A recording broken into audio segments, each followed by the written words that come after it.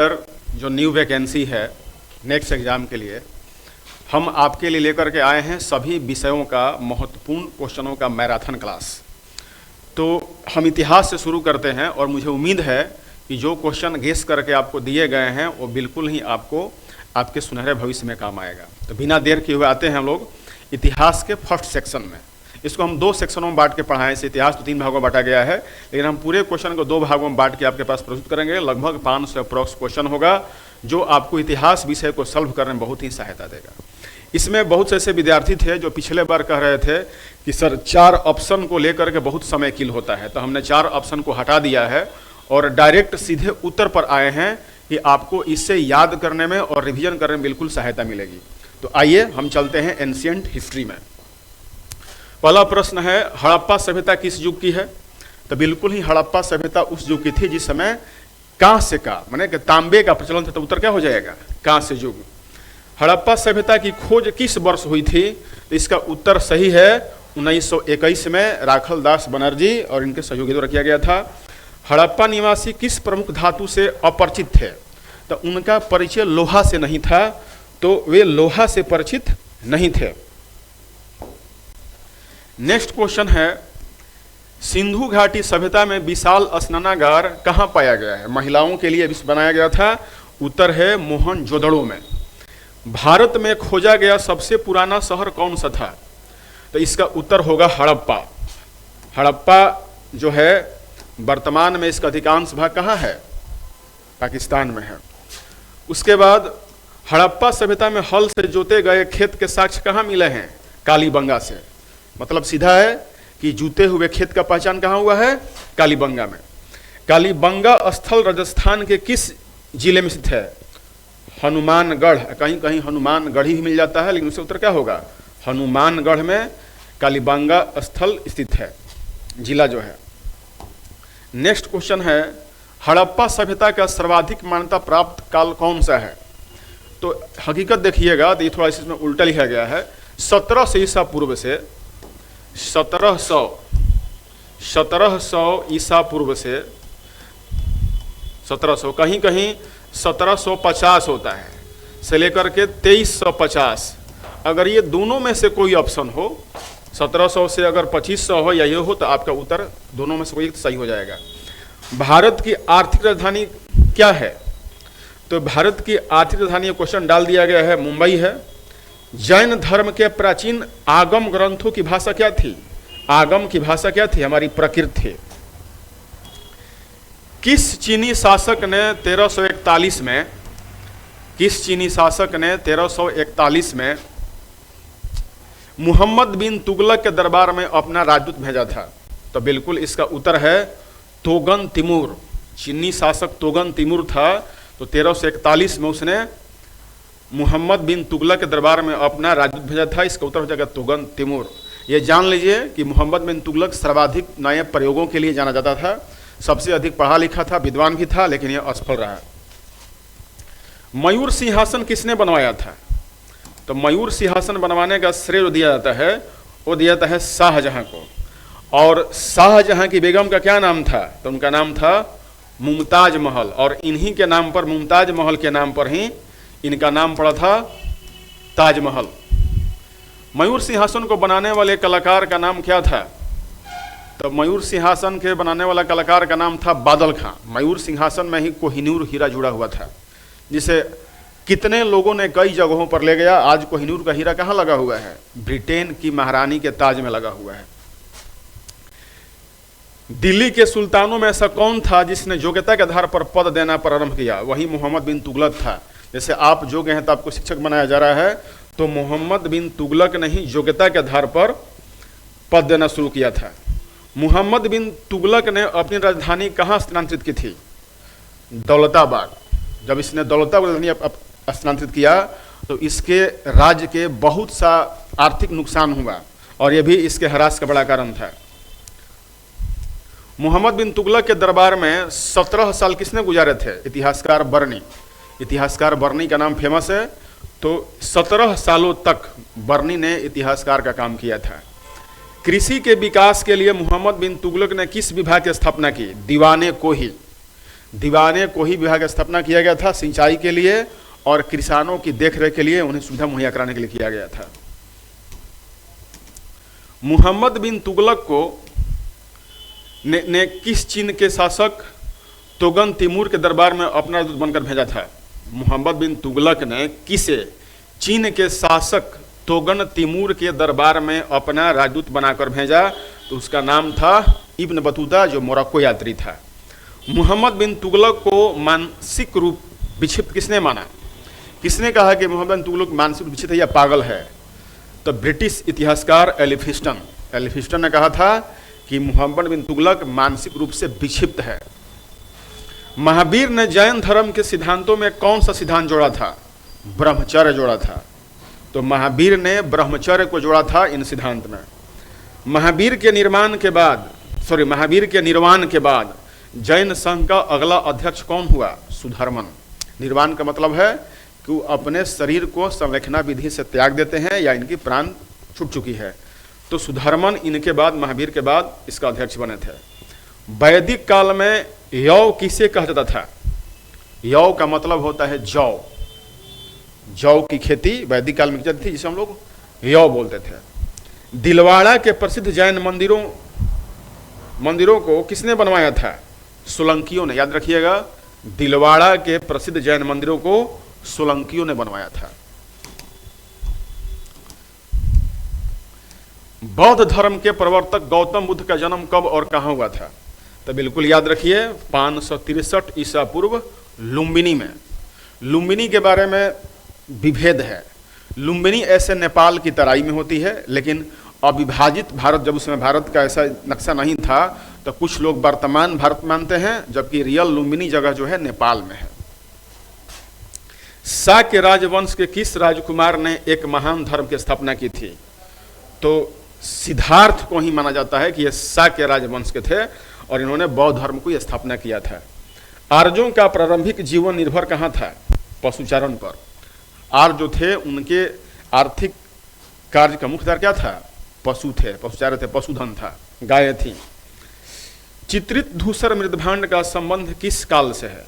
देखिए, चित्रित और धूसर मृदभांड का संबंध है वैदिक सभ्यता से। वैदिक सभ्यता से। कनिष्क बौद्ध धर्म की किस शाखा का अनुयायी था, जिसका प्रसार उसने मध्य एशिया और सुदूर पूर्व में किया था? तो इसका उत्तर हो जाएगा महायान।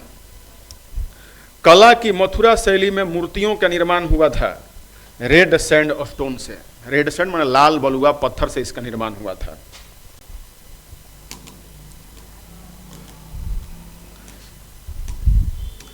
राजवर्धन की मृत्यु का पश्चात हर्षवर्धन कैंसर पसीन हुआ था।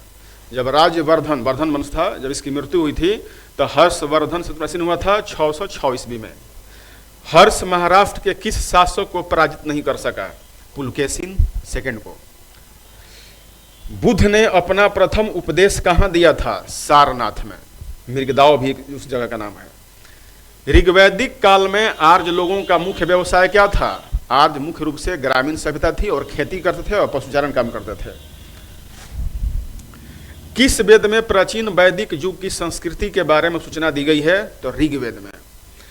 ऋषभ देव का उल्लेख किस में मिलता है? ऋग्वेद में। ऋषभ देव का उल्लेख मिलता है ऋग्वेद में। विष्णु का सर्वप्रथम उल्लेख कहाँ हुआ है? तो भी ऋग्वेद में ही मिला गया है।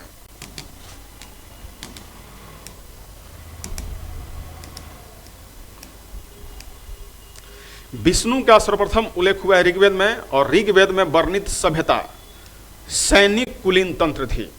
ऋग्वेद में जो वर्णित सभ्यता थी वह सैनिक कुलीन तंत्र थी। किसके शासन में 1398 ईस्वी में तैमूर ने दिल्ली पर आक्रमण किया था? तो याद रखिएगा, नासुरुद्दीन महमूद तुगलक था। निजामुद्दीन औलिया किस तुगलक से के समकालीन थे? गयासुद्दीन तुगलक के। निजामुद्दीन औलिया गयासुद्दीन तुगलक के समकालीन था।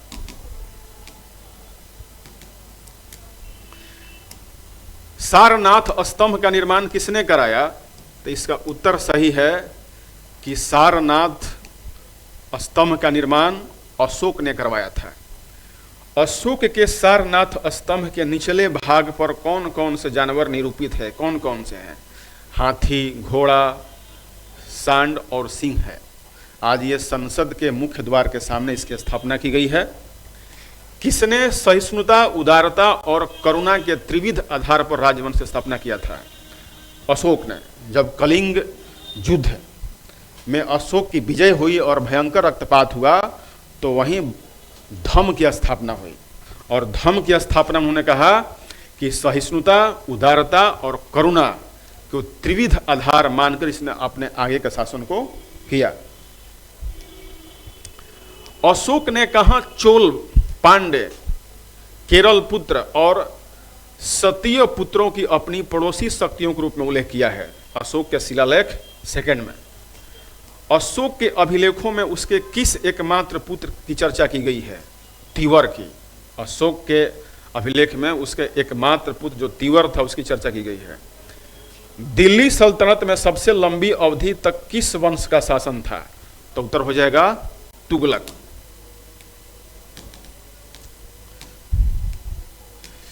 अशोक के अभिलेख किस एकमात्र पुत्र का? तीवर। हिंदुस्तान की राजधानी दिल्ली से दौलताबाद किस शासक ने स्थानांतरित किया था? तो मोहम्मद बिन तुगलक ने।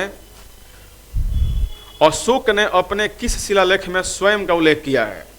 अशोक है, अशोक राजा है, इसका स्वयं उल्लेख मस्की अभिलेख में किया गया है। अशोक के ब्राह्मी अभिलेखों का सर्वप्रथम किसने पढ़ा था? जेम्स प्रिंसेप ने। अशोक के जो अभिलेखों थे उसके पढ़ने काम किसने किया था? जेम्स प्रिंसेप ने। श्रीनगर की स्थापना किस शासक ने किया था? तो यह भी अशोक ही है। मध्यकालीन भारत का प्रथम शासक कौन था जिसने सती प्रथा पर निषेध लगाया, मैंने पाबंदी लगाया? मोहम्मद बिन तुगलक। मोहम्मद बिन तुगलक को लोग कहते थे कि बेवकूफ़ था, लेकिन जितने भी काम किए अच्छे किए, भले उसका जनता ने सही उपयोग नहीं किया और उसे समझा नहीं।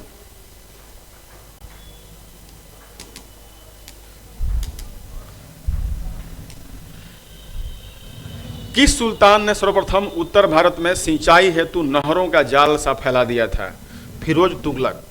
फिरोज तुगलक ने नहर सिंचाई पर कृषि के लिए बड़े काम किए थे। मराठा शक्ति का उदय कब हुआ था? तो 17वीं शताब्दी के उत्तरार्ध में। उत्तरार्ध में बाद में होता है। किसके नेतृत्व में 17वीं शताब्दी के उत्तरार्ध में मराठा शक्ति का जन्म हुआ था? तो शिवाजी।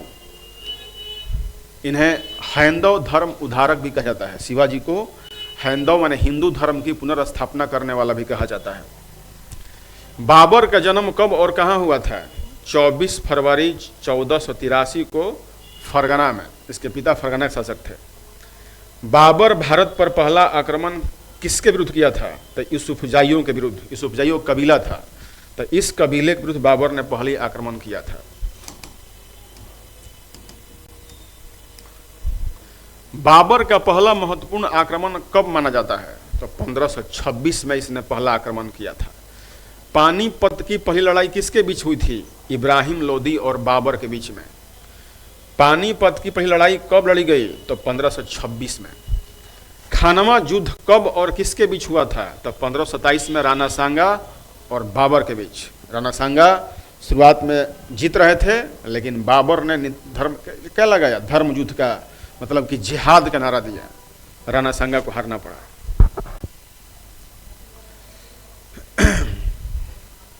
बाबर और मेदिनी राय के बीच हुआ युद्ध किस नाम से जाना जाता है? तो जान लीजिए कि चंदेरी का युद्ध बाबर और मेदिनी राय के बीच हुआ था, जो 1528 ईस्वी में हुआ था। घाघरा के युद्ध में बाबर ने किससे पराजित किया था? महमूद लोदी, इब्राहिम लोदी का भाई था। घाघरा के युद्ध में बाबर ने पराजित किया था महमूद लोदी को, जो इब्राहिम लोदी का भाई था।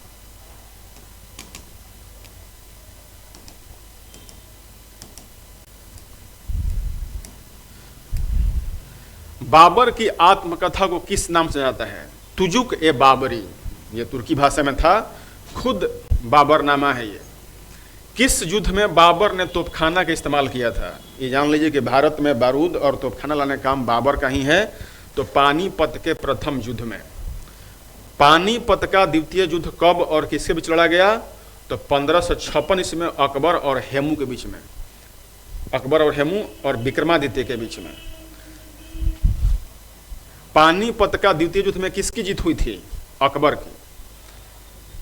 किसके संरक्षण में अकबर ने 1560 ईस्वी तक शासन किया था? बैरम खां। बैरम खां को कहा जाता है कि यह अकबर का संरक्षक था, और जब तक बैरम खां था तो अकबर के शासन पर पेटीकोट प्रथा, माने पर्दा प्रथा, महिलाओं का महम अनगा और प्लस में इसका बैरम खां का सत्ता चलता था। तो इसलिए बैरम खां को अंततः रास्ते से हटा दिया गया और महम अनगा को भी साइलेंट कर दिया गया। सिंहासन पर बैठते ही अकबर ने कौन सा युद्ध लड़ा? पानीपत की दूसरी लड़ाई।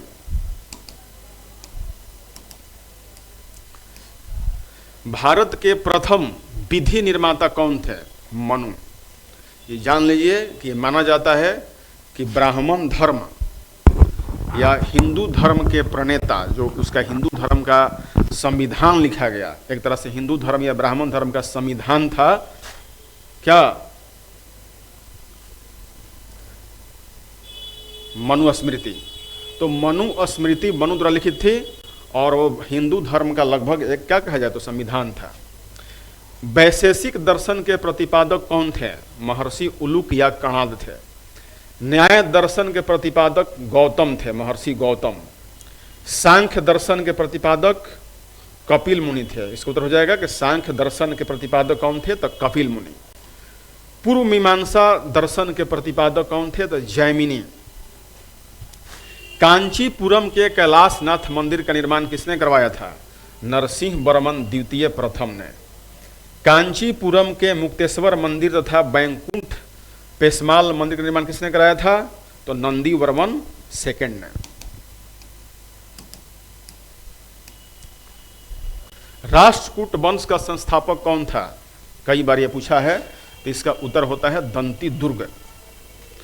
कृष्ण प्रथम, गोविंद तृतीय, अमोघ वर्ष, कृष्ण तृतीय, इंद्र तृतीय तथा कृष्ण तृतीय किस वंश शासक थे? सब ये राष्ट्रकूट के थे।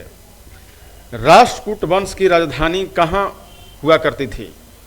मनकीर या मान्यखेत। हमेशा मान्यखेत पूछता रहता है, तो मान्यखेत। राष्ट्रकूट वंश का प्रथम शासक कौन था? ध्रुव को अधिक शक्तिशाली माना जाता है।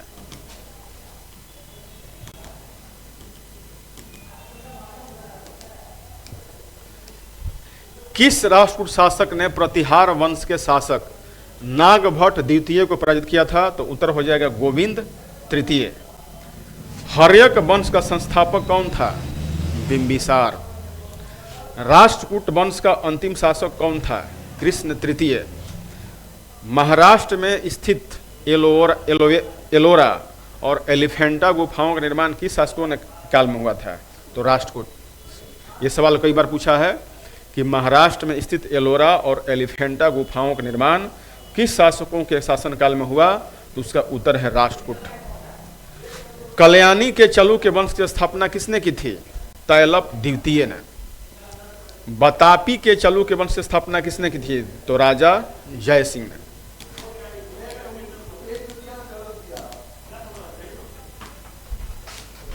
पुलकेशिन प्रथम, पुलकेशिन द्वितीय तथा विजयादित्य तथा कीर्तिवर्मन किस वंश के राजा थे? तो उत्तर हो जाएगा चालुक्य वंश या प्रतापी वंश के। बेंगी के चालुक्य वंश के संस्थापक कौन थे? विष्णुवर्धन। चोल वंश का संस्थापक कौन था? विजयालय। इसको विजयालय चोल भी कहा जाता है। चोल वंश की राजधानी कहाँ हुआ करती थी? तंजावुर। परांतक प्रथम, राजराज प्रथम, राजेंद्र प्रथम तथा कुलोत्तुंग किस वंश के राजा हुआ करते थे? तो उत्तर हो जाएगा चोल वंश के राजा हुआ करते थे।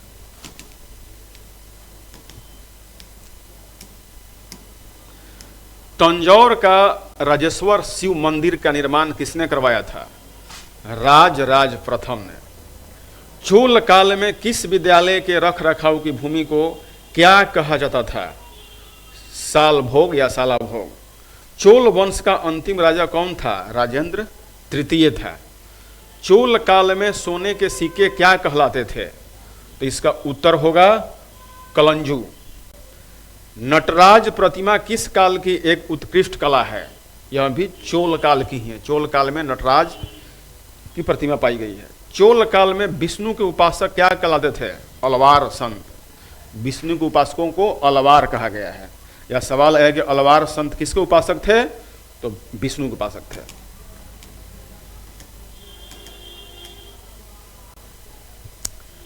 चोल काल में शिव का उपासक क्या कहते थे? नयनार संत। शिव के उपासक नयनार। और पाल वंश का संस्थापक था गोपाल। पाल वंश की राजधानी मुंगेर हुआ करती थी, जो वर्तमान बिहार में है। धर्मपाल, देवपाल, नारायणपाल, महिपाल और नयपाल किस वंश के राजा थे? पाल वंश के। विक्रमशिला विश्वविद्यालय की स्थापना किसने की थी? धर्मपाल ने। उदंतपुरी बिहार के प्रसिद्ध बौद्ध मठ का निर्माण किसने करवाया था? देवपाल ने कराया था।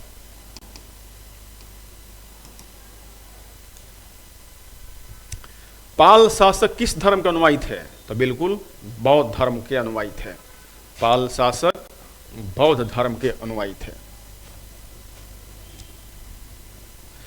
नालंदा में एक बौद्ध विहार बनवाने के लिए किस राज ने 5 गांव दान में दिए थे? तो उत्तर हो जाएगा देवपाल। पृथ्वीराज रासु की रचना किसने की थी? चंद्रबरदाई मध्यकालीन इतिहासकार था, तो चंद्रबरदाई ने की थी। किसके नेतृत्व में अरबों ने भारत पर पहला आक्रमण किया था?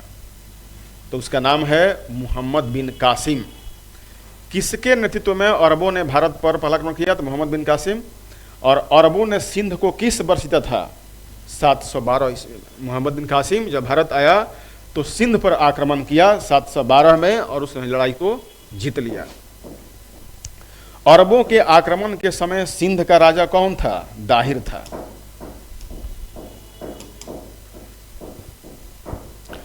932 ईस्वी में किसने गजनी नामक साम्राज्य की स्थापना की? अल्पतगिन। अल्पतगिन को गजनी वंश का संस्थापक माना जाता है। प्रथम तुर्क आक्रमण के समय पंजाब का शासक कौन था? जयपाल था। सुबुक्तगिन कौन था? यह अल्पतगिन का दामाद था। महमूद गजनी किसका पुत्र था? सुबुक्तगिन का।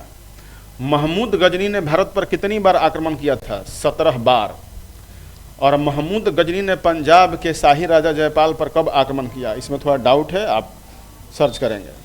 अब महमूद गजनी ने पहली बार भारत पर आक्रमण कब किया था? तो 1000 ईस्वी में किया था।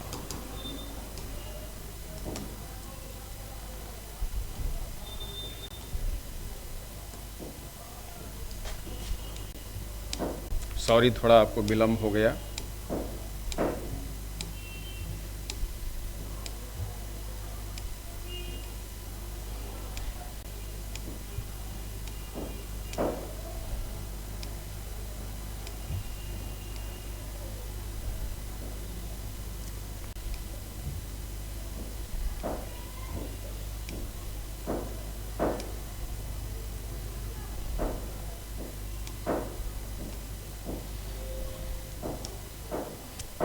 महमूद गजनी ने अंतिम भारतीय आक्रमण किसके विरुद्ध किया था? तो 17वां आक्रमण किया था 1027 में। यह महमूद गजनी का अंतिम आक्रमण था। यह आक्रमण सिंध और मुल्तान के तटवर्ती क्षेत्रों के जाटों के विरुद्ध था। इसमें जाट पराजित हुए थे। सुल्तान की उपाधि धारण करने वाला प्रथम शासक कौन था? महमूद गजनी था।